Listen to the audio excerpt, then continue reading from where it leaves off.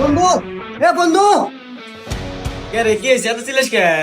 আরে বন্ধু, আমার পিছনে পুলিশ দাওয়া করছে বন্ধু, আমাকে জেবরে গেল বাসা বন্ধু। কি করিস বন্ধু তুই একলা? আয় ভিতরে ভিতরে, তোর কথা থাক।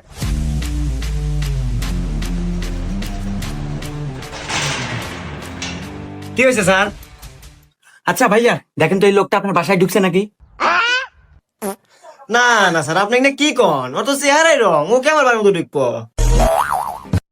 আচ্ছা, যাই হোক, আপনি কি আগে কখনো এই এলাকায় দেখেন নাই? দেখ স্যার, আমার জন্মের পর থেকে তো ও বাসার একটা লোক আমি কোনো দেখি নাই।